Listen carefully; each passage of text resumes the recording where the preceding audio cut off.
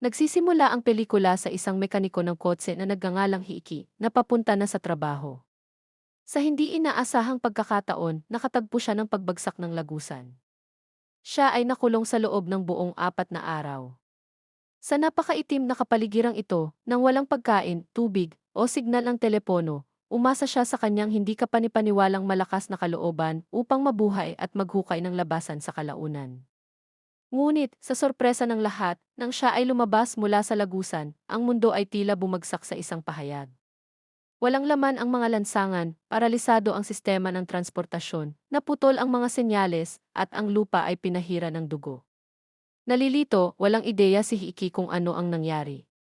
Tumakbo siya sa kanyang pinagtatrabahuan, at nakita niya itong nakakatakot na tahimik at disyerto, maliban sa mga nabubulok na katawan. Bigla siyang nakarinig ng nangungunguya na nagmumula sa loob ng gusali. Sa imbestigasyon, natuklasan niya na ang manager ay ngumunguya ng bangkay. Napansin ng manager si Hiki, dahan-dahang bumangon, ngunit biglang sinunggaban siya ng nakakatakot na tingin. Si Hiki, na hindi pa nakakita ng ganoong eksena noon, ay natakot ngunit nagawang iwasan ang pag-atake ng manager at ikinulong siya sa loob ng isang silid. Mas maraming zombie ang nagsimulang dumagsa patungo sa Hiki. Dahil alam niyang hindi na siya maaaring manatili doon ng mas matagal, tumakas siya sa gusali ng mabilis hanggat kaya niya. Sa kabutihang palad, nakakita siya ng isang maliit na truck at halos hindi nakatakas sa mga zombie. Naguguluhan, sa wakas ay nakakuha si Hiki ng ilang impormasyon sa pamamagitan ng radyo ng kotse. Lumalabas na sa loob ng 4 na araw na siya ay nakulong sa tunel, isang nakakatakot na zombie virus ang sumiklab. Ang mga nahawaang individual ay naging lubhang agresibo at ang gobyerno ay nahuli. Ang tanging magagawa nila ay magtayo ng mga silungan sa iba't ibang distrito at himukin ang mga mamamayan na magtipon doon. Gayunpaman, sa halip na magtungo sa kanlungan, si Hiki ay may mas mahalagang gawin. Nagmamadali siyang bumalik sa kanyang tahanan at malakas na tinawag ang pangalan ng isang babae, ngunit walang tugon. Nagsimulang gumapang ang kawalan ng pag-asa sa kanyang isipan. Nawawala na ngayon ang babaeng pinakamamahal niya. Kinuha ni Hiki ang isang engagement ring na nakatago sa drawer, na wala sa pag-iisip. Ang babaeng hinahanap niya ay ang kanyang kasintahang si Kurumi. Nagkataon silang nagkita sa isang high school archery club at mabilis na nagsimulang mag-date. 4 na araw na ang nakalipas, inihanda ni Hiki ang engagement ring at nagplanong mag-propose sa kanya pagkatapos ng trabaho. Si Kurumi, nahulaan kung ano ang pinaplano ng kanyang kasintahan, ay pinanood siyang umalis para sa trabaho ng may pag-asa at kagalakan. Hindi niya alam, maaaring ito na ang huling paalam nila. Ang tunog ng motorsiklo sa labas ng bintana ay nagpatalsik kay Hiki sa kanyang daydream. Tumingin siya sa labas upang makita ang isang delivery boy na nagmamadaling dumaan. Nasasabik nang makita ang isa pang buhay na tao, tumakbo si Hiki upang sundan siya. Sinundan niya ang motorsiklo patungo sa isang istasyon ng pulisya na tila inabandona, ngunit ang lahat ng mga pinto at bintana ay nakabarkada mula sa loob, malinaw na nagtatago ng mga nakaligtas. Naiwasan ni Hiiki ang mga zombie sa labas, umakyat sa panlabas na pader, at pumasok sa istasyon ng pulisya sa pamamagitan ng isang bintana. Naman, natagpuan niya ang isang grupo ng mga nakaligtas na pansamantalang nagtipon doon para kanlungan. Ang grupo ay pinangunahan ng 2 pulis na hindi nagkaroon ng pagkakataong makatakas. Ang senior officer ay isang standard good cop. Sa ilalim ng kanyang pamumuno, nagkataon lamang na pinagsama-sama ang grupo ng mga tao. Ang Junior 1, Hero, ay kaklase ni Hiki sa high school, ngunit tila maisama ng loob siya laban kay Hiki na nagpapahiwatig ng ilang nakaraan sa pagitan nila. Ang grupo ay hindi lamang naghihintay na mamatay, ngunit nagpaplanong pumunta sa itinalagang shelter ng gobyerno. Binalak nilang ipadala ang delivery boy para humingi ng tulong, umaasang makapagpapadala ang gobyerno ng sandatahang lakas para iligtas sila. Nang marinig na maaaring may iba pang nakaligtas sa kanlungan, si Hiki, na nag-aalala tungkol sa kanyang kasintahan, ay nagboluntaryong pumunta. Gayunpaman, nahikayat siyang maghintay dahil ang pagpapadala ng mas maraming tao ay magpapataas ng panganib ng pagkakalantad. Ang gabi ay dumating sa isang kisap mata. Nakalulungkot, nabigong dumating ang rescue na hinihintay ng grupo. Sa halip, sinalubong sila ng isang agresibong pagsalakay ng mga zombie. Karaniwang kaalaman na ang mga zombie ay mas aktibo sa gabi. Gayunpaman, ngayong gabi, ang kanilang pag-atake ay kapansin-pansing mas mabangis kaysa karaniwan. Ang isang matandang lalaki sa mga nakaligtas ay naghinuha na ang mga zombie ay tiyak na naakit ng amoy ng dugo. Hindi sinasadyang naputol ni Hiiki ang sarili nang dumating siya sa araw na nag-iwan ng bakas ng dugo.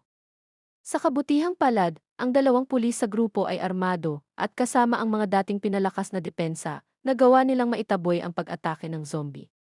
Kinabukasan, hindi pa rin bumabalik ang delivery boy na nagmumungkahi ng masamang kapalaran. Mabilis na lumiliit ang pagkain at mga suplay na medikal. Hinikayat ng senior officer ang lahat na gumawa ng isang pambihirang tagumpay at tumungo sa kanlungan. Sumang-ayon ang lahat sa kanyang mungkahi.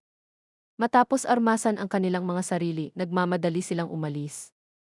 Tila ang mga zombie ay hindi partikular na aktibo sa araw. Nakatagpo lamang sila ng ilang nakakalat na zombie sa daan. Noong una ay natatakot si Hiki, ngunit hindi ito naging hadlang sa kanilang paglalakbay. Matagumpay na naabot ng grupo ang kanlungan, ngunit walang nakikitang buhay na tao. Parang walang masisilungan. Ang pagkabalisa ay dumami sa lahat. Nakahanap pa si Hiki ng medical record book mula sa ospital kung saan nagtatrabaho ang kanyang kasintahang si Kurumi. Nang makita ito, siya ay naging balisa at galit na hinanap siya. Gayunpaman, sa kabila ng paghahanap sa buong ospital, wala siyang nakitang kahit isang tao. Ang nahanap lang niya ay ang nahulog na work gehe ng kanyang girlfriend sa lupa. Si Hiki ay hindi kapanipaniwalang nasiraan ng loob noong panahong iyon, ngunit matatag siya sa kanyang paniniwala na si Kurumi ay buhay pa, at ipinahayag niya na hindi siya susuko. Sa ibang lugar, isang babaeng nagngangalang Heragi mula sa grupo ng mga nakaligtas ang tumangging samahan at lumabas na mag-isa upang maghanap ng banyo. Wala siyang mahanap na banyo, ngunit natisod sa isang lugar na puno ng zombie. Nataranta siya habang hinahabol siya ng mga zombie na parang tubig. Walang mga buhay na tao sa paligid dahil ang kanlungan ay nahulog at ang lahat ng mga buhay na tao ay naging mga zombie. Si Heragi ay tumakbo ng desperado, hindi sinasadyang pinamunuan ang mga zombie patungo sa natitirang mga nakaligtas na inilagay silang lahat sa matinding panganib. Sa kabutihang palad, ang dumating upang iligtas siya ay ang senior officer at si June, na dating nagtrabaho bilang porter at nakakagulat na may mahusay na kasanayan sa pakikipaglaban. Si Hiki, na sumali sa archery club ng paaralan noon, ay binaluktot ang kanyang mga kasanayan sa archery sa malagim na sitwasyon. Salamat sa kanilang magkasanib na pagsisikap, ang grupo ay nakatakas sa isang silid at humarang sa pinto. Sa pagharap sa mga zombie na patuloy na humahampas sa pinto sa labas, nawala ng pag-asa si Heragi at nakiusap kay Officer Hero na wakasan ang kanyang buhay sa pamamagitan ng isang putok ng baril. Malapit na ring sumuko si Hero at susunod na sana nang dumating si Hiki para pigilan sila. Hindi siya madaling sumuko. Upang mahanap ang kanyang kasintahan, kahit na mayroon lamang isang piraso ng pag-asa, siya ay magsusumikap na mabuhay. Ang kanyang mga salita ay nagawang muling pag-ibayuhin ang espiritu ng pakikipaglaban ng lahat. Nagtulungan sila upang lumikha ng pansamantalang lubid mula sa mga piraso ng tela na nagpaplanong tumakas mula sa balkonahe. Ngunit nang malapit na silang bumaba, nalaman nilang maraming mga zombie ang nagtipon din sa ibaba. Sumulong si Hiki. Nadulas siya sa lubid, lumapag sa bubong ng isang kotse sa ibaba, kumatok sa mga bintana ng kotse upang makagambala sa mga zombie, pagkatapos ay nadulas sa kotse upang makahanap ng isang bag ng plasma. Matapos mahuli ang busog at mga palaso na itinapon ng iba, inihagis niya ang plasma bag sa di kalayuan. Pagkatapos, sa isang kalmado at composed na kilos, iginuhit niya ang kanyang busog at nagpaputok ng isang palaso na tinamaan ang bag ng plasma.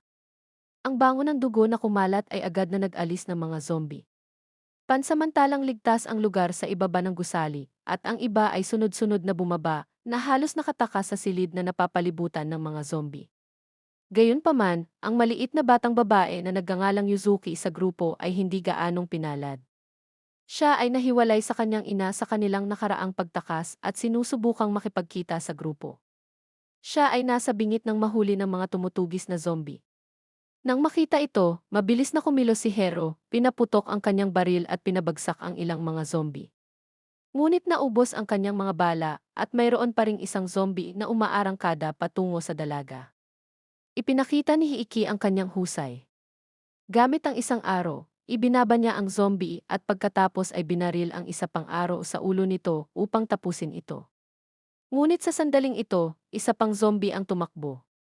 Habang si Hiiki ay malapit ng magpatuloy sa pagbaril, nagulat siya nang matuklasan na ang paparating na figura ay ang delivery boy na dapat na magdala ng tulong sa grupo.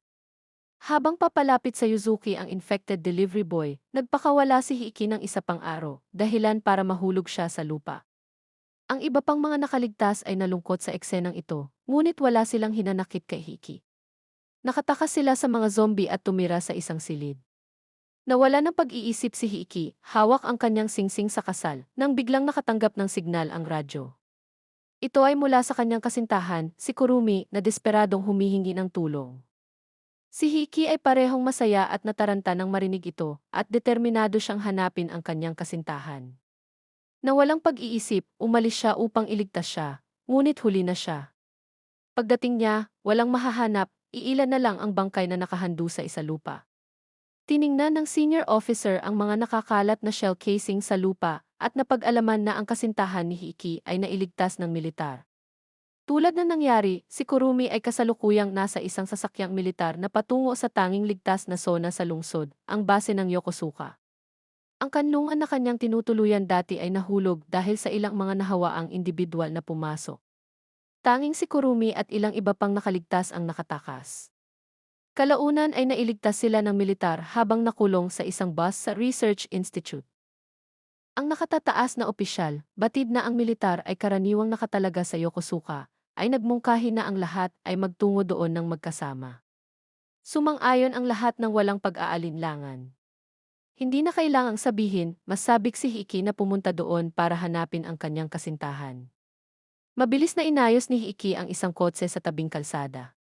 Gayunpaman, natuklasan nila na kailangan nila ng mas maraming gasolina upang makarating sa kanilang destinasyon, kaya ang senior officer at isang balbas na lalaki ay umalis sa grupo upang maghanap ng gasolina.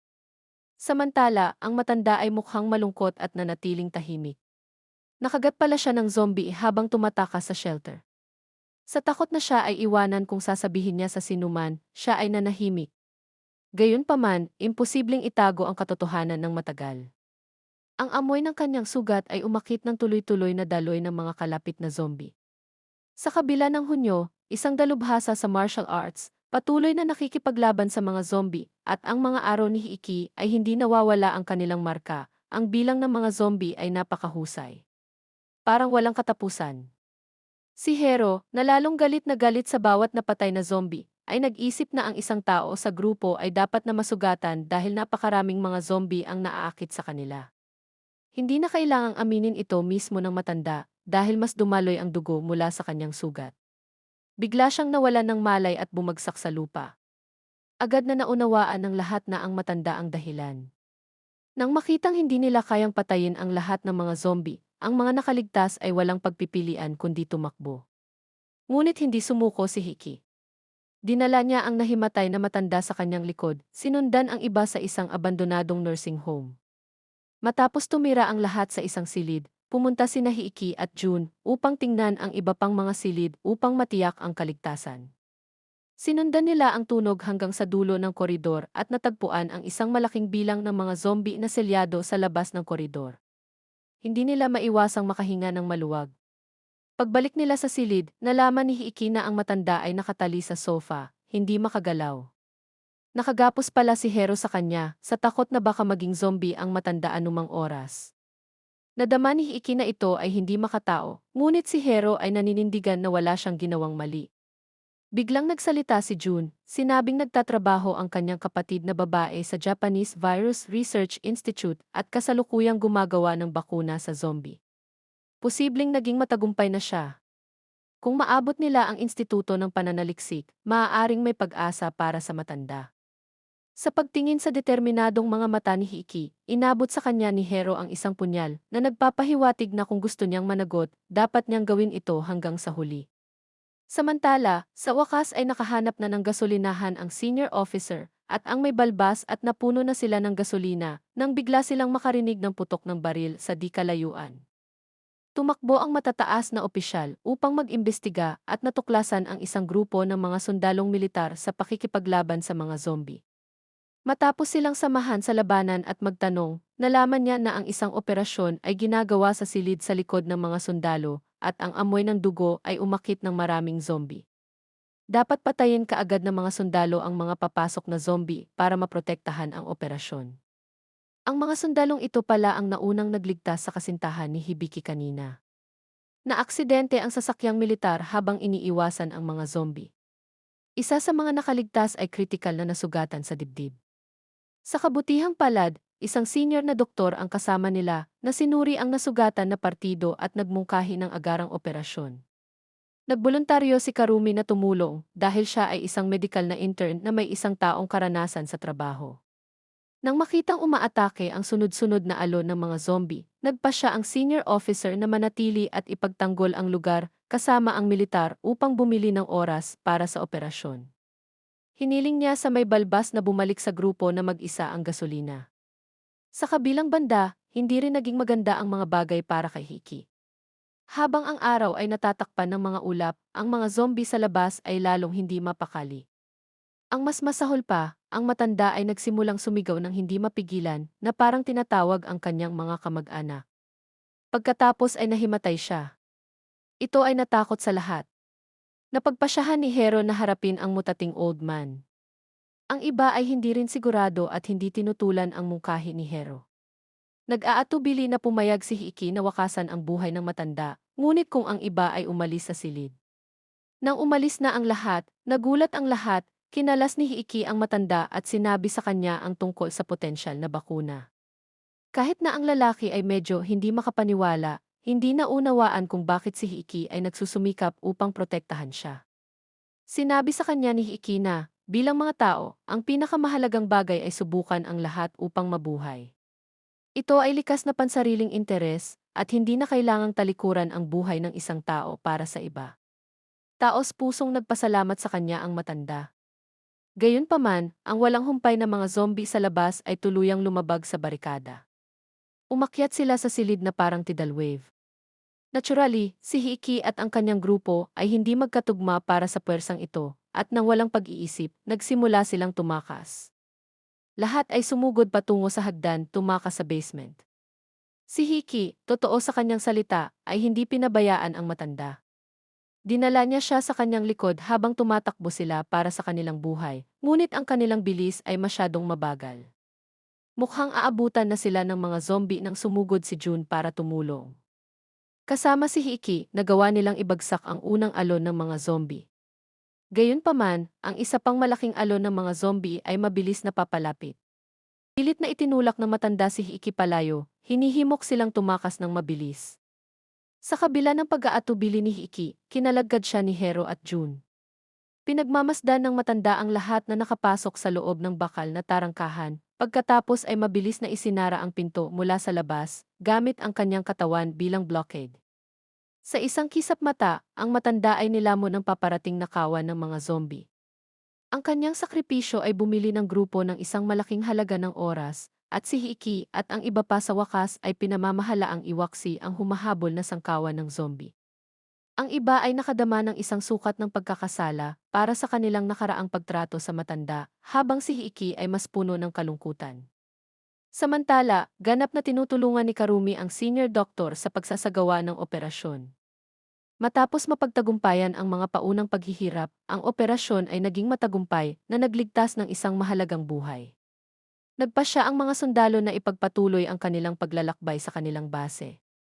Gayunpaman, biglang nagising ang isang nahulog na zombie at hinarap ang isang nakaligtas na batang babae.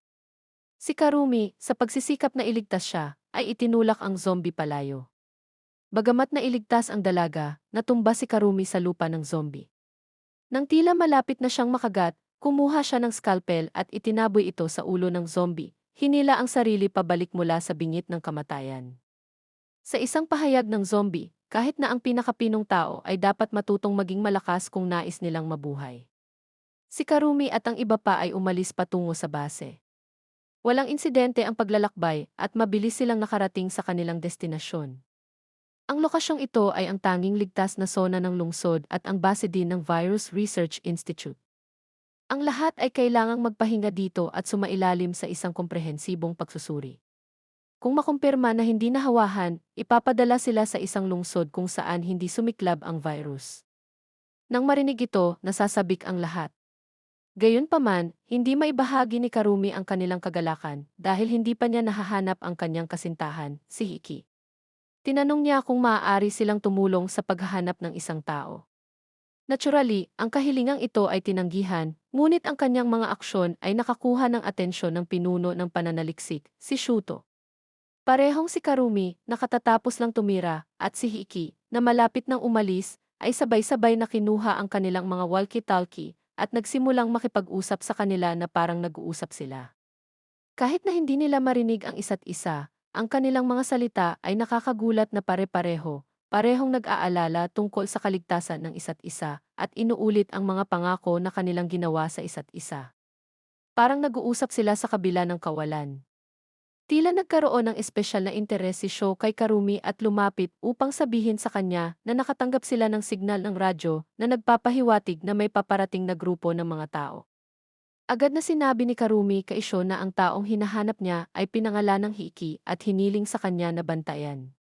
Nang marinig ito, kakaiba ang tingin ni Sho sa kanyang mga mata, ngunit sinabi lang niya, walang problema at lumayo. Dito, mabilis na tumama sa kalsada si Hiki at ang kanyang grupo. Pagkarating ng senior officer, narating nila ang kanilang destinasyon ng walang mga hadlang. Paghinto ng sasakyan sa front gate, nagmamadali silang lumabas at nagsimulang humingi ng tulong. Kumpiyansa na humakbang pasulong ang senior officer. Gayunpaman, isang putok ng baril ang nagpaputok na naging sanhi ng pagkahulog ng senior officer sa lupa at namatay. Ang biglaang insidenteng ito ay nag-iwan sa lahat ng gulo. Muntik nang mawalan ng malay si Hero sa kanyang galit. Nagpaputok siya ng ilang putok sa mga kalabang sundalo. Nanatiling kalmado si Hiki. Alam niyang hindi ito ang oras ng komprontasyon, lalo na't nasa pintuan sila ng ibang tao. Hinila niya si Hero at ang iba pa sa kotse, at nagmamadali silang umalis. Bagamat sila ay mga nakaligtas na nakatagpo ng hindi patas na pagtrato, ang ulat ng militar ay nakakalito. Sinabi nito na ang grupo ni Hiki ay pinaghihinala ang mga terorista na bumaril at pumatay ng isang sundalo sa sandaling lumapit sila sa base. Walang pagpipilian ang militar kundi gumanti, pinatay ang isa sa kanila. Gayunpaman, matatag na naniniwala ang kapitan na ang ulat ay pinakialaman. Ang militar ang unang nagpaputok at ang bala na natagpuan sa katawan ng namatay na sundalo ay isang karaniwang bala na ginagamit ng militar. Ito nga ang nagpatunay sa lumang kasabihan na ang pinakanakakatakot na bagay sa isang zombie apokalipse ay hindi ang mga zombie, ngunit hindi mahuhulaan na sangkatauhan. Matapos ang ilang araw ng walang humpay na pagtakbo, si Hiki at ang kanyang grupo ay medyo pagod na pagod. Gusto pa ni Hiragi na sumuko, ayaw nang tumakas. Kung walang pagkain o inumin, kailangan nilang harapin ang mga zombie na lumalabas paminsan-minsan. Pagkatapos ng isa pang nakakapagod na araw, sa wakas ay nakakita sila ng isang malaking gusali. Tumakbo sila palapit at pinagmasdan ang loob. Nang walang nakikitang mga palatandaan ng buhay, at sa papalapit na gabi, wala silang pakialam sa mga potensyal na zombie at pumasok. Biglang sumugod mula sa isang sulok ang isang babaeng maihawak na punyal. Mukha siyang kinakabahan at sobrang mahina. Nagkaroon na lang siya ng oras para humingi ng tulong bago nawalan ng malay. Matapos halughugin ni Hiki at ng iba pa ang buong gusali at makumpirma na ligtas ito, nakilala nila ang pagkakakilanlan ng walang malay na babae. Ito pala ang sikat na bituin na si Mia, lahat ay interesado sa kanyang sexy na hitsura, ngunit hindi nila ito isinapuso. Kung ikukumpara sa labas, mas komportable ang lugar na ito. Hindi lamang nagkaroon ng mainit na pag-ulan, ngunit nakahanap din sila ng maraming pagkain na nagpapahintulot sa lahat na magkaroon ng kasiyasyang pagkain. Gayunpaman, nadama ni Hero na ang pananatili dito ay hindi isang pangmatagalang solusyon at itinaguyod ang pag-alis sa susunod na araw upang magpatuloy patungo sa Yokohama City kung saan walang mga zombie. Nang marinig ito ni Hiragi, hindi siya nasisiyahan. Maraming pagkain dito at ang pananatili ay maaaring mga hulugan ng paghihintay ng pagliligtas. Tinuya ito ni Hero at, bilang tagapagtanggol at pulis, inutusan ang lahat na magpatuloy. Galit, bumaling si Hiragi upang tanungin si Hiki para sa kanyang opinyon, ngunit pumayag si Hiki kay Hero. Si Hiragi, na galit, ay sumugod upang umiyak sa hagdanan, hindi na maaliw. Bigla silang nakarinig ng magulong tunog ng mga yabag. Nagkasalungat din si Hiki.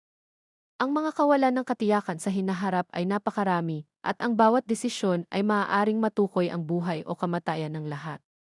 Sa oras na ito, lumitaw ang kamakailang nagising na si Mia at taos-pusong tinanong si Hiki kung maaari siyang sumali sa kanyang koponan. Gayunpaman, nag-ingat si Hiki sa biglang pagpapakita ni Mia at tinanong siya kung paano siya nakaligtas dito ng napakatagal. Biglang lumitaw ang isang gang ng mga taong may dalang katana. Ang kanilang pinuno, si Kuata, ay malamig na nagpahayag na sila ang tunay na mga Panginoon dito, na nilinis ang lahat ng mga zombie. Tila takot na takot si Mia sa kanila, marahil dahil sa mga naunang pagkikita. Bagamat mas malaki ang kalabang grupo, hindi natakot si Hiki dahil may baril si Hero. Kung dumating sa isang laban, hindi tiyak kung sino ang mananalo. Gayunpaman, tila kalmado si Kuata. Nahuli niya si Heragi na naiwang mag-isa. Iminungkahi niya ang isang kasunduan na hinihiling kay Hiki na ibigay ang kanyang baril at pakakawalan niya si Heragi. Binigyan niya sila ng isang gabi para pag-isipan.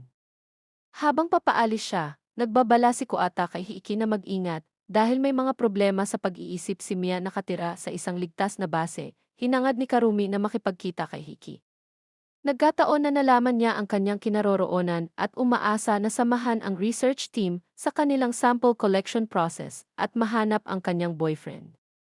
Ang punong mananaliksik, si Shuto, ay tila nakakita ng isang espesyal na bagay sa Karumi, na nagsasabi sa kanya na ang pinakamahalagang misyon ng instituto ay bumuo ng isang bakuna laban sa zombie virus at na kailangan niyang pumasa sa isang pagsubok upang sumali sa sample collection team.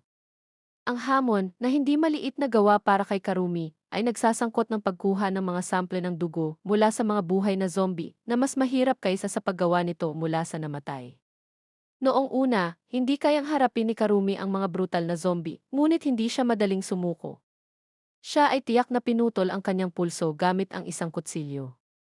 Ang amoy ng kanyang bumubulusok na dugo ay nakakuha ng atensyon ng mga zombie na nagbibigay sa kanya ng pagkakataong matagumpay na kumuha ng dugo mula sa liig ng isang zombie. Naipasa niya ang pagsusulit sa kanyang kamanghamanghang katalinuhan at katapangan at sa wakas ay nakuha ang pag-apruba ng institute. Maaari na siyang lumabas kasama ang pangkat ng pananaliksik upang mangolekta ng mga sample. Ang senior researcher, si Yun, ay nanonood ng katangi-tanging pagtrato na natanggap ni Karumi mula kay Shuto at sa wakas ay hindi niya maiwasang ipahayag ang kanyang mga pagdududa. Pagkatapos ay ipinakita sa kanya ni Shuto ang mga resulta ng pagsusuri sa dugo ni Karumi. Lumalabas na ang dugo ni Karumi ay naglalaman ng mga antibodies laban sa zombie virus na posibleng ginagawa siyang potensyal na tagapagligtas. Pagkatapos ng talakayan sa mga nakaligtas, sinabi ni Hiki na hindi nila maibigay ang kanilang mga baril at kailangang iligtas ang mga tao. Ngunit bago ang lahat ng iyon, kailangan nilang tugunan ang issue ni Mia. Medyo misteryoso siya, hindi malinaw ang pinagmulan niya. Bakit titira rito ang isang tao mula sa ibang lungsod? Parang ayaw magpaliwanag ni Mia, tumakbo siyang mag-isa, at sinundan siya ni Hiki, na nagsasabi na kailangan niyang maging matigas sa iba para sa kapakanan ng koponan.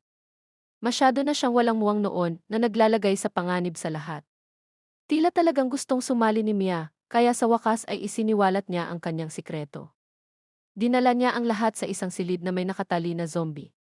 Ang zombie pala ay boyfriend ni Mia. Dumating siya sa lungsod na ito upang salubungin siya, ngunit isang zombie virus outbreak ang naganap. Noong una, sila ng kanyang kasintahan ay nagkaroon ng maayos na relasyon kay Kuata, hanggang sa makagat ang kanyang kasintahan at naging zombie. Pinilit ni Kuata na patayin siya, ngunit hindi ito kinaya ni Mia, kaya nakipaghiwalay siya sa kanila at itinago ang kanyang kasintahan.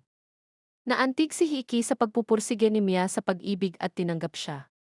Ang lahat ay muling nagsama-sama upang gumawa ng isang plano. May isa pang baril sa mga gamit ng senior officer na ginawa itong dalawang baril na hawak ni Hero. Ito ay isang bagay na halos hindi inaasahan ng kanilang mga kalaban. Hindi nagtagal, oras na para sa palitan. Si Mia, Yuzuki, at ang kanyang ina ay nanatili sa silid at hindi nakilahok sa aksyon. Gayunpaman, medyo madilim ang mukha ni Mia at hindi niya pinansin ang mga tanong ni Yuzuki. Ang lalaking may balbas, si Jun, at si Hero ang lumabas para makipagkalakalan. Sa sandaling magkita ang tatlo, nagulat sila. Ang bilang ng mga tao sa kabilang panig ay mas malaki kaysa sa inaasahan.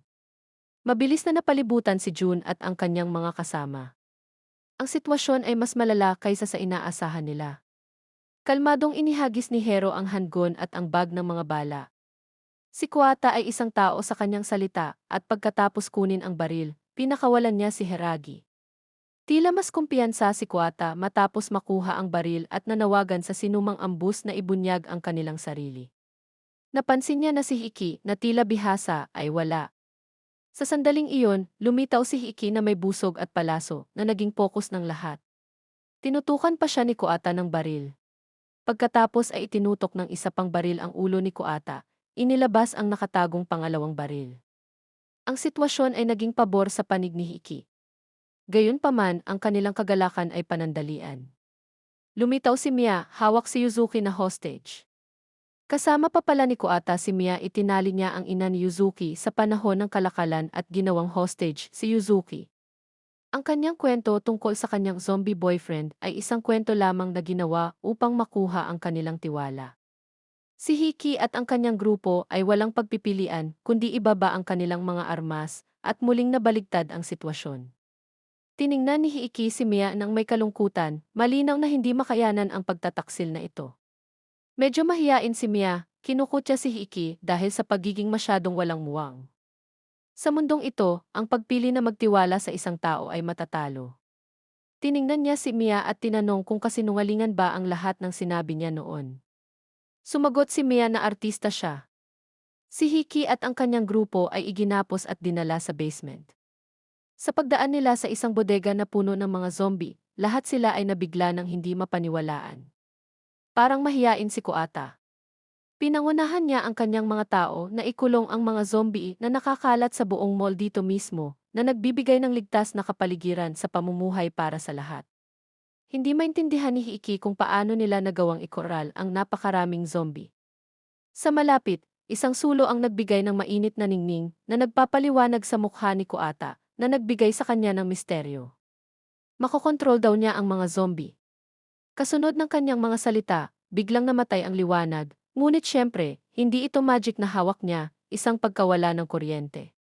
Si Hiki at ang kanyang grupo ay ikinulong sa isa pang bodega sa hindi kalayuan. Kahit na nakakuha ng baril si Kuwata, wala siyang balak na palayain sila, nag-aalala na maghihiganti sila. Isang alipores ang dumating upang iulat na dahil sa pagkawala ng kuryente, may natrap sa elevator. Upang mailigtas sila, kailangan nilang ayusin ang sirang generator, ngunit wala sa mga taong naroroon ang may kakayahan. Kaya nagboluntaryo si Hiki na sinasabing maaari niyang subukang ayusin. Pagkatapos ng lahat, dati siyang mekaniko ng kotse. Naghinala si Kuwata na maaaring subukan ni Hiki ang ilang trick, ngunit wala siyang pagpipilian. Ang generator ay kailangang ayusin sa lalong madaling panahon sa huli. Inatasan ni Kata ang dalawang tao na samahan si Hiki para magsagawa ng pagkukumpuni. Samantala, dumating si Karumi at isang pangkat ng mga sundalo sa isang nursing home. Sunod-sunod na bumaba ang mga sundalo sa sasakyan upang tingnan ang paligid. Nadala si Mia sa isang message board sa tabi ng kalsada, puno ng mga tala na nakasulat sa mga nawawalang mahal sa buhay. Ayaw niyang makaligtaan ang anumang pagkakataon, kaya nagsulat din siya ng mensahe at inilagay ito sa pisara. Biglang may nakatutok na espada sa kanya. Isa ito sa mga tauhan ni Kat, at si Karumi ay dinukot at dinala sa nursing home. Kasabay nito, papunta na si Hiki sa generator station. Dumaan sila sa isa't isa nang hindi napapansin, isang twist ng kapalaran. Mabilis na inayos ni Hiki ang generator at sinamantala ang pagkakataon. Nang dumating ang dalawang lalaki upang siyasatin ito, bigla siyang humampas, pinatumba sila, pagkatapos ay tumakbo sa bahay, nilock ang pinto, at nakatakas. Dinala si Karumi sa isang silid kung saan nakahiga ang isang nasugatan na matandang lalaki. Napansin ni Kuwata ang medikal na kahon na dinala ni Karumi at nahulaan na siya ay isang doktor, kaya't siya ay kinidnap upang alagaan ang mga pinsala ng matandang lalaki. Mabilis na binihisa ni Karumi ang mga sugat ng pasyente. Nagpasalamat ang matanda at kusang sinabi sa kanya ang kanilang kwento. Lumalabas na ang mga taong tulad niya, kabilang ang maraming matatanda at may kapansanan na nangangailangan ng proteksyon, ay ibinukod bilang mga pinaghihinalaang kaso ng impeksyon dahil lamang sa mayroon silang hindi maipaliwanag na lagnat at napilitang sumailalim sa iba't ibang mga eksperimento. Sa kabutihang palad, lumitaw si Kuwata at iniligtas sila, pinalayas ang mga zombie. Ito ay nagpapahintulot sa kanila na makahanap ng isang ligtas na kanlungan sa zombie apokalipse na ito. Habang naka-vault sa isang bakal na gate, aksidenteng nawala ni Hiiki ang engagement ring na balak niyang ibigay kay Karumi. Walang magawa siyang nanonood habang sinusundo ito ng isang dumaraan na batang babae. Batid na hinahabol siya, kailangan niyang bitawan ito. Habang dumadaan siya sa bulwagan, nakaharap siya ni Kuwata na may dalang baril. Naguguluhan si Kuwata. Ang mga taong iyon ay hindi pamilya o kaibigan ni Hiiki, kaya bakit hindi niya sila pababayaan at takasan ng mag-isa? Kalmadong sumagot si Hiiki na ito ay dahil sila ang kanyang mga kasama. Pagkatapos ay sinubukan niyang hikayatin si Kawada na umalis kasama nila. Nakatagpo ni Hiiki ang grupong pinoprotektahan noon ni Kawada, kaya naniniwala siya na si Kuwata ay talagang katulad ng kanyang sarili. Habang nagsasalita siya, lumuhod pa si Hiiki para makiusap sa kanya na umalis papuntang Yokohama. Bagamat makatuwiran si Kuwata, tinanong siya kung sigurado siyang ligtas si Yokohama, biglang maisumabad sa kanilang pag-uusap na sinasabing inaatake sila ng militar. Pumasok na ang militar at ang kanilang pangunahing layunin ay iligtas si Karumi. Pagkatapos ng lahat, si Karumi ay isang research institute scientist at isang taong inutusan ni Sho na protektahan. Nang makitang ang kaaway ay may higit na mataas na bilang, naghanda si Kuwata na tumakas kasama ang lahat. Sinubukan ni Karumi na hikayatin ang lahat na sumuko, nangako na gagawin niya ang lahat para kumbinsihin ang militar na huwag silang saktan. Gayunpaman, habang pinagkakatiwalaan ni Kuwata si Karumi, hindi siya nagtitiwala sa militar. Nagpasya siyang palayain ang mga bihag na zombie upang bumili ng oras para makatakas ang iba. Sinubukan niyang hilahin si Mia habang umaalis, ngunit nakakagulat na tumanggi ito. Pinalaya ang mga zombie at nakasalubong ang mga bagong dating na sundalo. Nagsimula ang matinding labanan ng walang babala. Ang mga sundalo ay mahusay na armado at may karanasan, habang ang lakas ng labanan ng mga zombie ay mas mahina sa araw. Ang resulta ay isang panig na pagpatay, kung saan ang mga zombie ay sunod-sunod na bumagsak sa putok. Nang malapit nang makarating si Hiiki sa basement, nakasalubong niya ang isang zombie na nagmamadali patungo sa kanya. Nang hindi nag-iisip, naghanda siyang ibaba ito, ngunit biglang sumulpot si Mia at pinigilan siya. Ang zombie pala ay boyfriend niya. Ang sinabi niya noon ay hindi ganap na kasinungalingan. Pinili ni Hiiki na maniwala muli sa kanya at iniligtas ang kasintahang zombie. Nagpasalamat si Mia at sinabi kay Hiiki kung paano kinokontrol ni Kata ang mga zombie. Pagkaalis ni Hiiki, maraming zombie ang pumasok. Si Mia at ang kanyang kasintahan ay nakulong sa isang maliit na kabin. Dahil ayaw niyang iwanan ang kanyang kasintahan, pinili ni Mia na talikuran ang kanyang sariling buhay, niyakap ang kanyang kasintahang zombie para sa isang huling pagpapalagayang loob. Nakatakas si Kuwata at iba pang nakaligtas mula sa likurang pinto. Nagpasya si Karumi na umalis at makipagkita sa militar. Nang magpaalam siya sa batang babae, napansin niya ang isang singsing na nakasabit sa dibdib ng dalaga. Sa pagkilala sa marka dito, natitiyak niyang kay Hiiki iyon at tuwang-tuwa siya. Tumakbo siya pabalik para hanapin siya. Mayroon pa rin siyang lakas sa pakikipaglaban, sapat na upang harapin ang isa o dalawang ligaw na zombie. Si June at ang iba pang nakaligtas ay nakakulong pa rin sa bodega, na nakatitig sa kawalan ng pag-asa sa mga zombie na malapit nang pumasok. Biglang lumitaw ang isang tanglaw sa gitna ng kawan ng mga zombie. Ang mga zombie ay tila natakot sa sulo at nakakalat na nag-iiwan ng isang malaking bakanting espasyo. Sinamantala ni Hiiki ang pagkakataong ito upang sumugod, iniligtas ang lahat ng kanyang mga kasama at ikinalat ang mga zombie gamit ang sulo. Ang pamamaraang ito ng pagkontrol sa mga zombie ay ipinahayag sa Hiiki ni Mia kanina, at ang Instituto ng Pananaliksik ay mayroon ding sikretong ito, na ang mga zombie ay labis na natatakot sa liwanag at init. Mabilis na kumilos si Hiiki at ang kanyang grupo. Nang dumaan sila sa hagdanan, mahinang narinig niya ang tawag ni Karumi para sa tulong. Ito ay tila hindi isang ilusyon, ngunit sa isang kawan ng mga zombie na humahabol mula sa likuran, kinailangan ni Hiiki na magpatuloy sa pagtakbo. Sa wakas ay nakatakas ang grupo mula sa nursing home na nakatagpo ng mga umaatras na sundalo. Si Hero ay palaging may sama ng loob sa kanila at nang makita ang kanyang mga kaaway ay pinakuluan ang kanyang dugo. Itinaas niya ang kanyang busog at binaril ang isa sa kanila. Sa oras na napagtanto ni Hiiki kung ano ang nangyari, huli na ang lahat. Nakuha lang niya si Hero at tumakbo sa safe zone. Sa safe zone, nagalit si Hiiki kay Hero. Ang taong binaril ni Hero ay isang buhay na tao.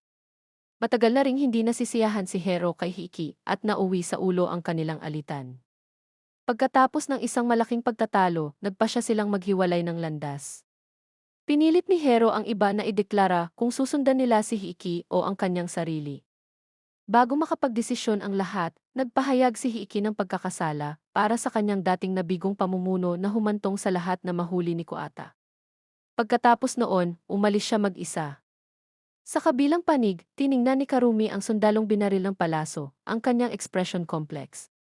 Pagkatapos ay sumakay siya sa kotse upang bumalik sa base, hawak ang singsing na naiwan ni Hiiki, tahimik. Walang patutunguhan na naglakad si Hiiki sa kalsada, hinawakan ang kanyang walang laman na kwelyo. Sa pag-iisip ng nawalang singsing sa sakit, nag-squat siya sa gilid ng kalsada at nagsimulang umiyak na parang isang higanting sanggol.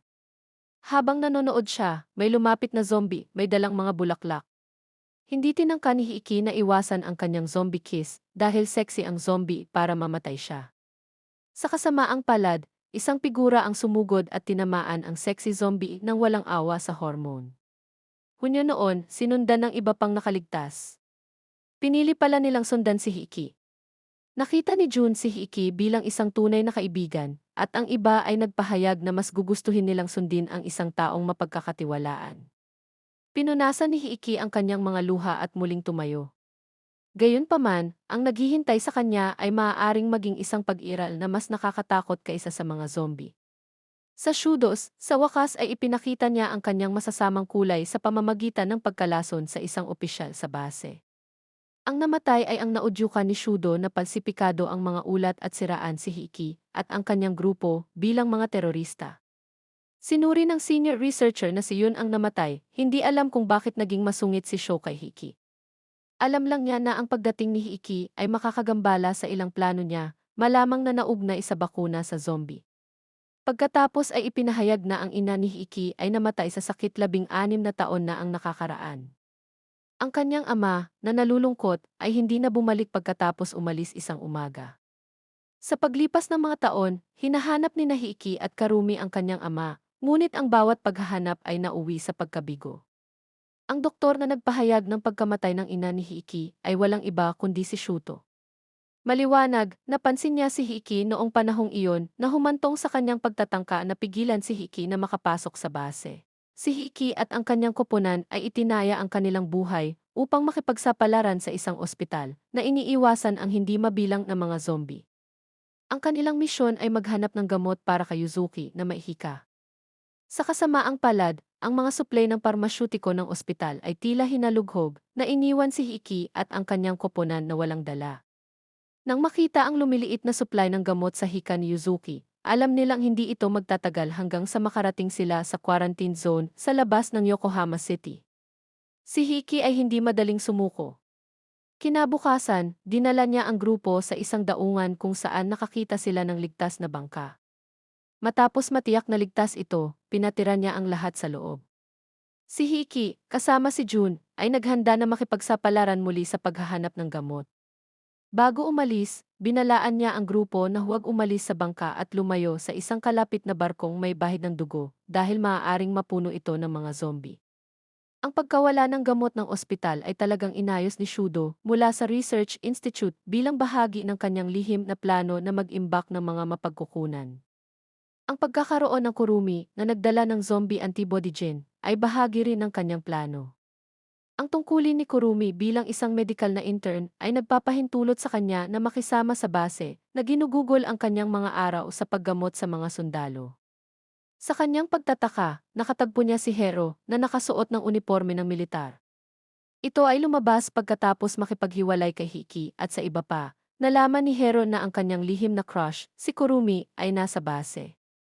Lihim siyang lumapit, nagbabalak na tumakas kasama niya. Tumanggi si Kurumi. Hindi alam ang sitwasyon, nadismaya si Hero at nagsinungaling, sinabi sa kanya na patay na ang kanyang kasintahan na si Hiki. Nang marinig ang balitang ito, naramdaman ni Kurumi na parang gumuho ang kanyang mundo at naiwan siyang walang kaluluwa. Ang eksena ay nasaksihan ng kapitan na nakitang kahinahinala at nagtanong kay Hero, inilantad ang kanyang peking pagkakakilanlan sa militar at pinigil siya. Bago pa siya makapag-imbestiga, nakarinig ang kapitan ng iyak para humingi ng tulong sa labas. Sa pagmamadali, natagpuan niya ang isang zombified na sundalo na gumagala na naging sanhi ng pagkalat ng mga nakaligtas sa takot. Mabilis na napatay ang sundalo. Hindi nagtagal ay natuklasan na ang sundalo na nakagat ay dapat nasuriin ni Kurumi ang kanyang sugat. Gayunpaman, napabayaan ni Kurumi ang kanyang mga tungkulin at kumalat ang virus na ginawang zombie ang sundalo. Nalaman ni Shudo ang dahilan ng pagkatiwangwang ni Kurumi sa nakakulong na bayani at mabilis na inayos ng mga sundalo na mahanap si Kurumi. Sa kabutihang palad, dumating ang kapitan sa oras upang iligtas si Kurumi na nag-iisip na magpakamatay. Bumalik sa Research Institute, sinaway ni Shudo si Kurumi sa pagpapabaya sa kanyang tungkulin na humantong sa isang batang babae na nakagat at namutat ng zombie. Malapit nang masira si Kurumi.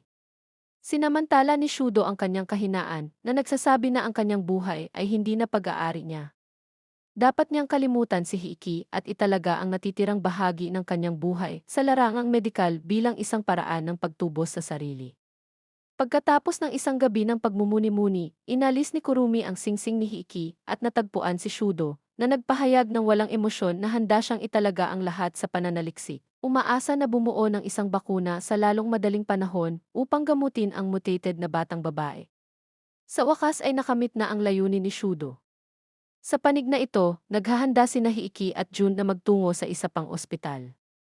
Sa ruta, nagawa nilang iligtas ang tatlong individual na napapaligiran ng mga zombie.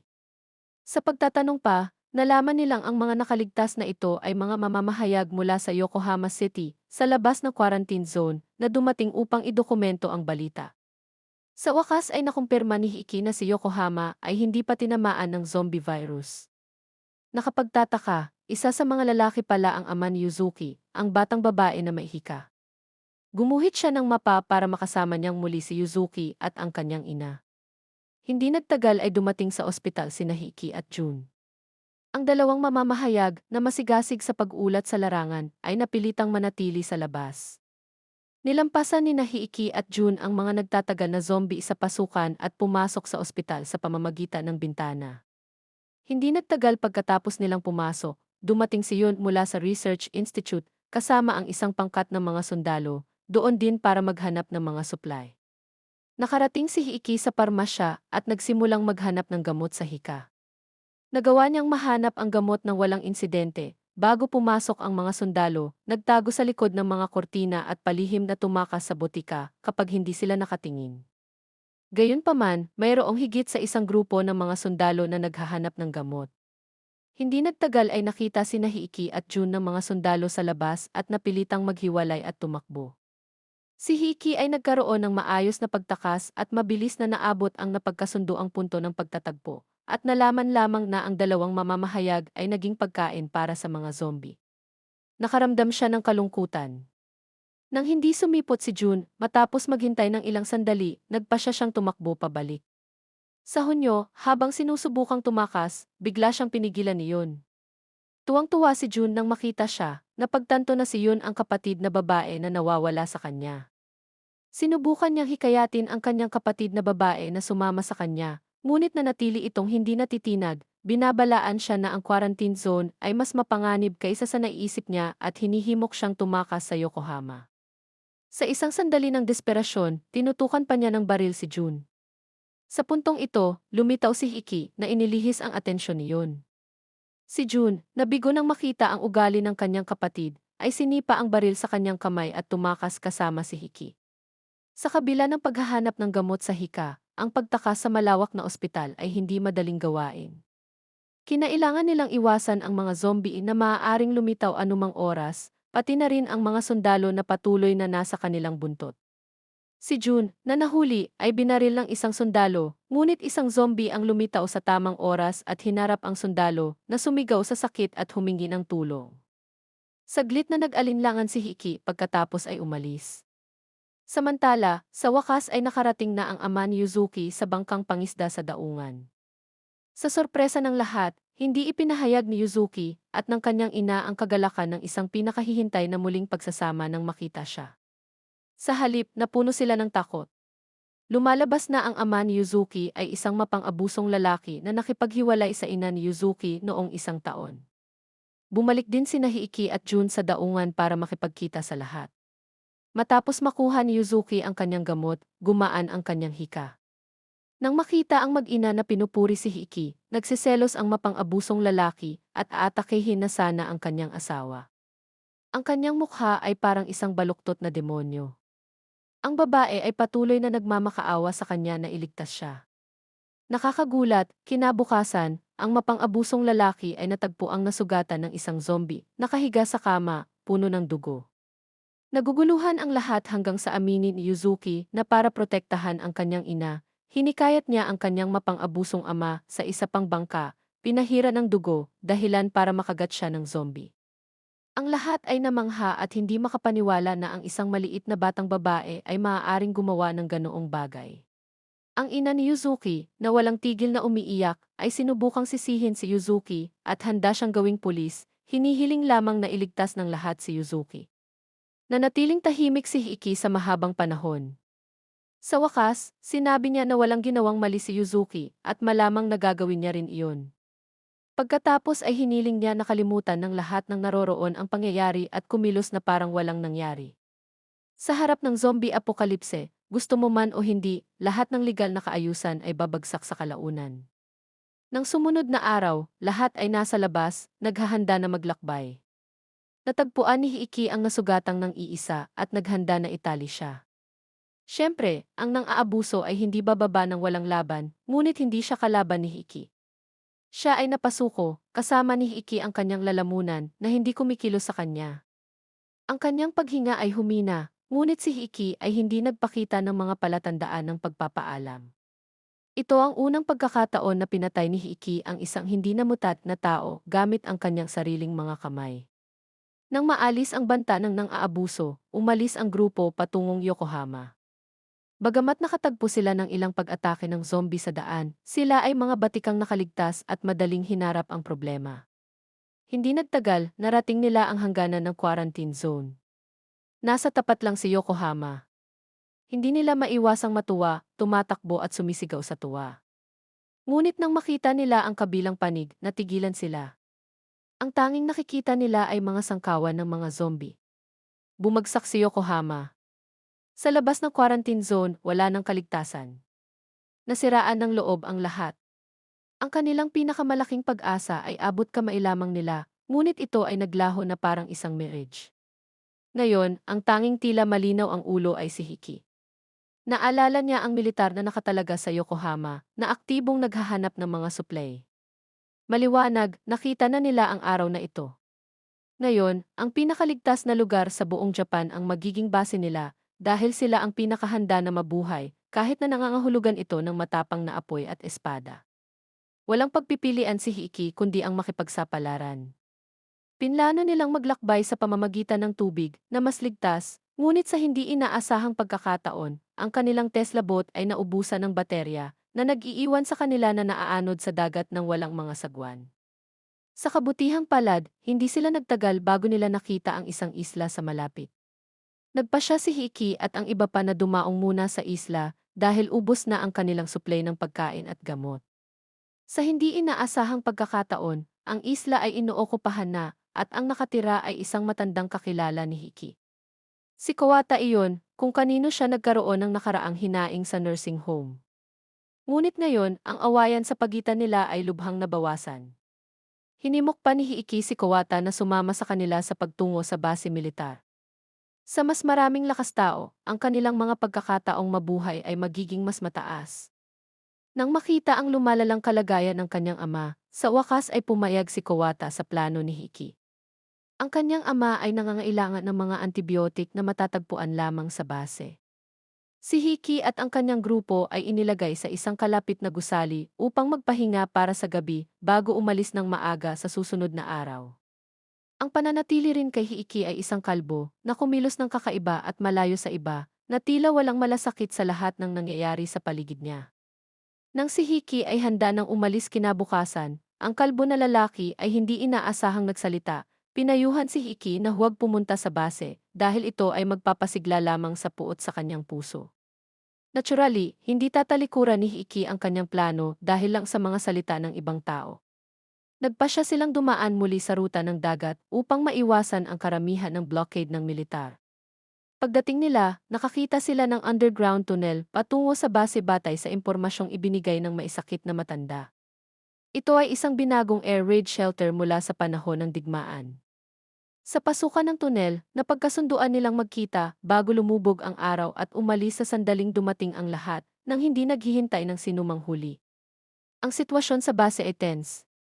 Tinipon ng commander ng militar ang kanyang mga nasasakupan at inutusan silang umalis patungo sa mas ligtas na lokasyon. Ang desisyong ito ay tinutulan ni Shaw na nangangatwiran na ang kagamitan sa pag-iimbak ng bakuna ay nangangailangan ng patuloy na kuryente at hindi madala sa malalayong distansya. Sasaway na sana ng commander si Shaw dahil sa kanyang kabastusan nang magulat siya nang makitang mahigit kalahati ng kanyang mga nasasakupan ang piniling pumanig kay Shaw. Lumalabas na pinagrally ni Shaw ang kanyang mga nasasakupan sa ilalim ng pagkukunwari ng bakuna. Ang mga opisyal na hindi nangako ng kanilang katapatan sa kanya ay misteryosong nawala. Bumisita si Karumi, puno ng pagkakasala, ang maliit na batang babae na naging zombie. Nangako siya sa kapatid ng dalaga na gagawa siya ng bakuna para pagalingin siya. Sa panahong ito, ganap na nakipagtulungan si Karumi sa gawaing pananaliksik. Mula man sa pagod o epekto ng pang-eksperimentong gamot, bigla siyang nag-alinlangan. Nadiagnose siya ng doktor na may delirium, tinitiyak na natural siyang gagaling sa loob ng ilang araw. Matagumpay na navigate ni Hiki at ng dalawa pa ang daanan sa ilalim ng lupa. Maingat nilang iniiwasan ang militar habang naghahanap ng gamot. Hindi nagtagal, nakarating sila sa isang silid na pag-aari ng zombie girl. Muntik nang makagat si Hiiragi nang hindi niya pinapansin, ngunit nagawa siyang iligtas ni Hiki sa pamamagitan ng pag-aalis kaagad sa dalaga. Ang bawat galaw na ginawa nila ay mahigpit na pinagmamasdan ng kapatid ng babae na nagtatago sa ilalim ng kama. Sa ibang lugar, si Kawata at ang kanyang mga tagasunod ay naghahanap ng mga armas.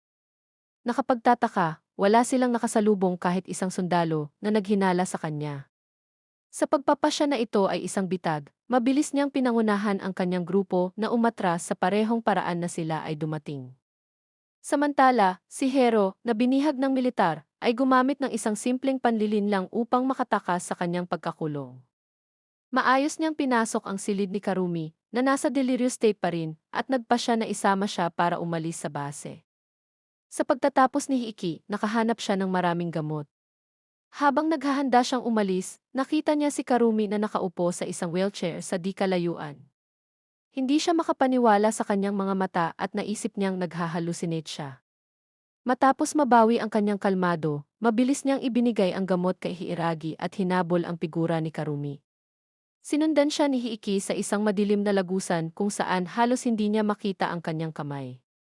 Kinailangan niyang umasa sa kanyang instincts para sumulong, ngunit sa kabutihang palad ay patungo siya sa tamang direksyon. Kasabay nito, nagmamadali rin si Hero sa tunnel.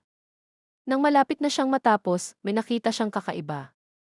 Sa mas malapit na inspeksyon, natuklasan niya ang isang nakagapos na zombie. Sa paghusga sa hitsura nito, tila ang opisyal ang nawala matapos tumanggi na sumama kay Shaw. Nang magulat si Hero, sinaksak siya ng karayom mula sa likuran at nawalan ng malay. Habang gumagapang sa dilim, tinawag ni Hiki si Karumi.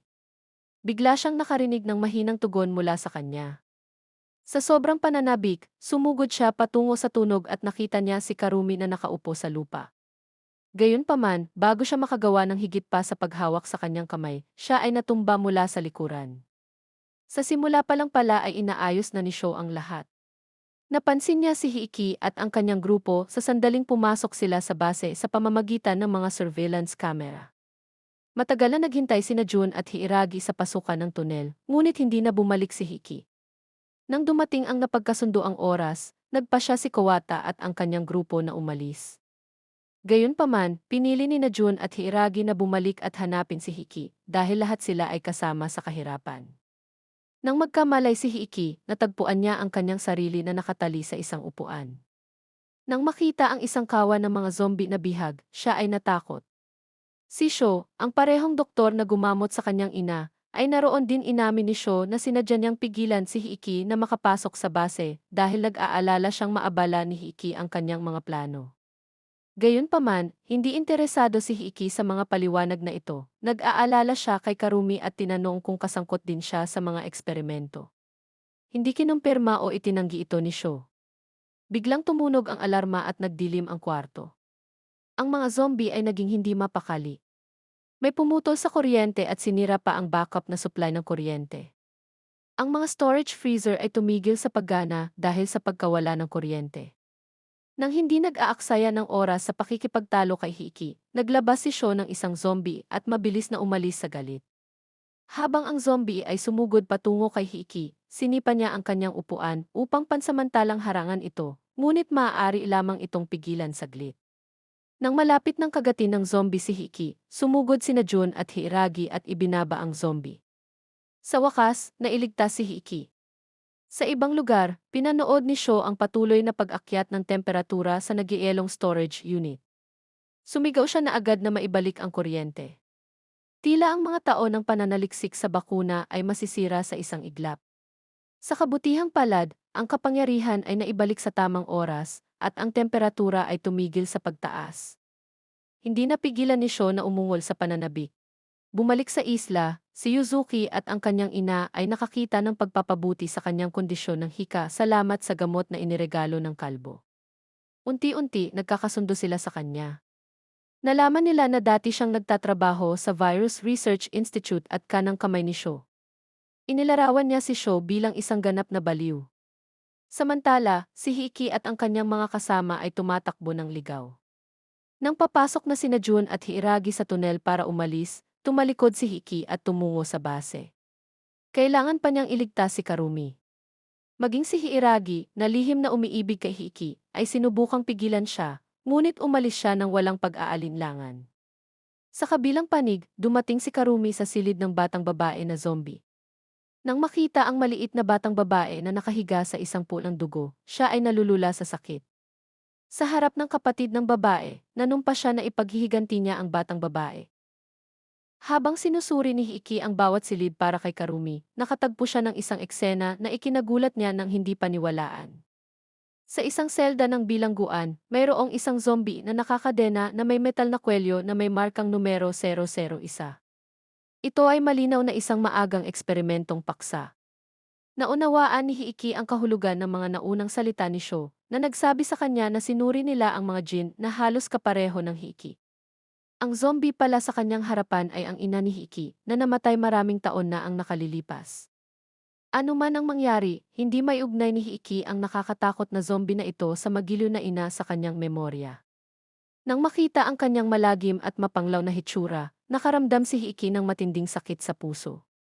Kumuha siya ng palakol at pinutol ang kadena na nakagapos sa kanyang ina.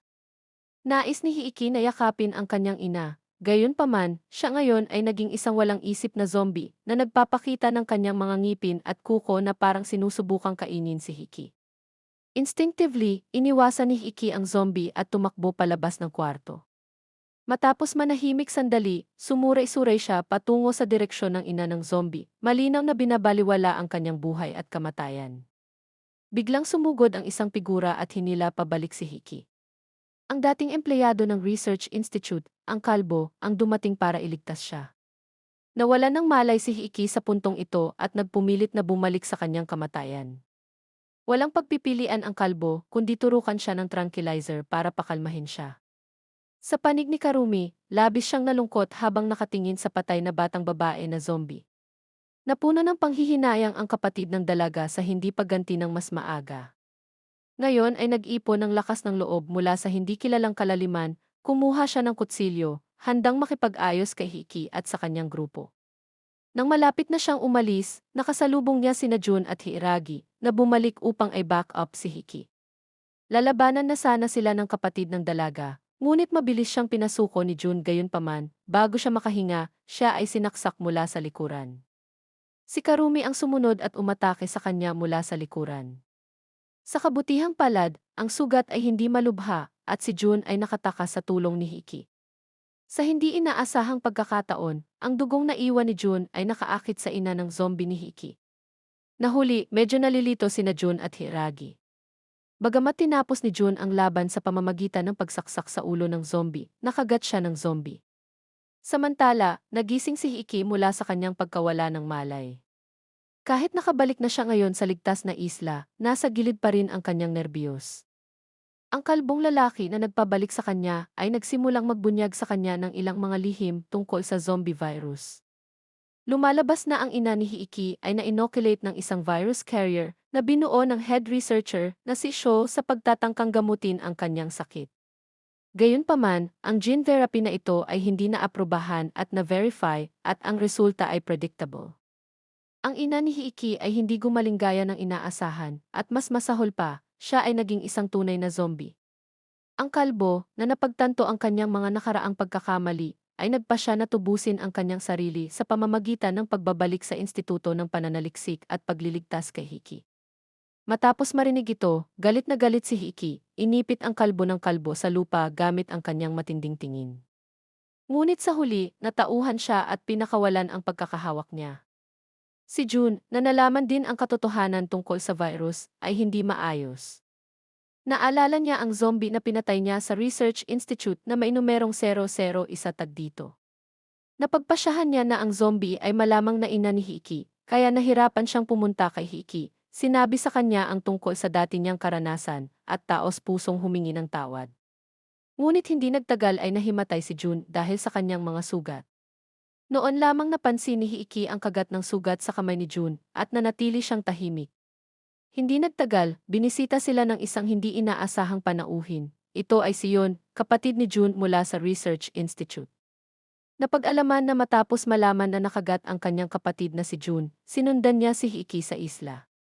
Ang layunin niya ay hindi bisitahin ang kanyang nasugatan na kapatid, ngunit hilingin kay Hiki na isuko ang kanyang sarili bilang isang kalakalan para sa mga bakuna.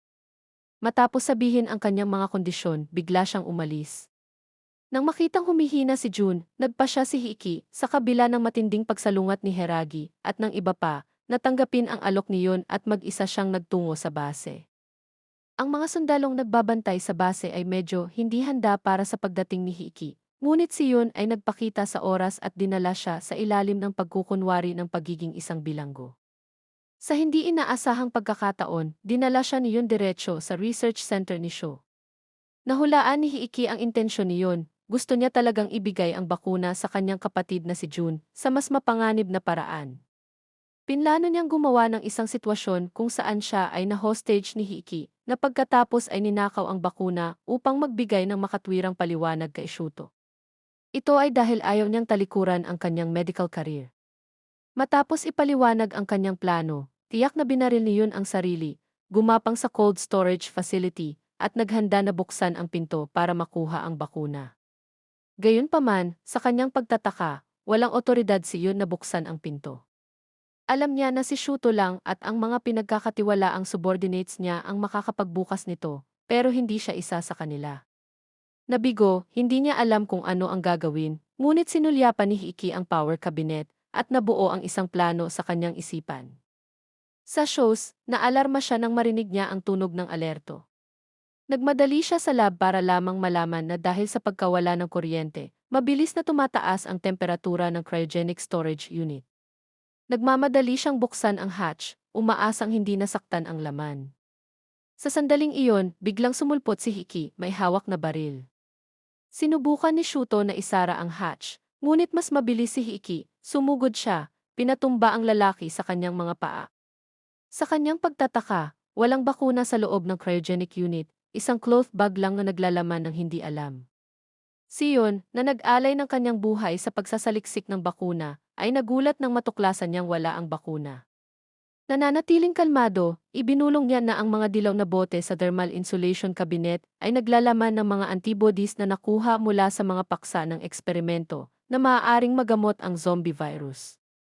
Walang pagpipilian si Hiki kundi hawakan ang mga dayami, kumuha siya ng ilang bote ng dilaw na likido at nagmamadaling umalis bago dumating ang mga gwardiya. Sumugod si Hiki patungo sa outpost exit.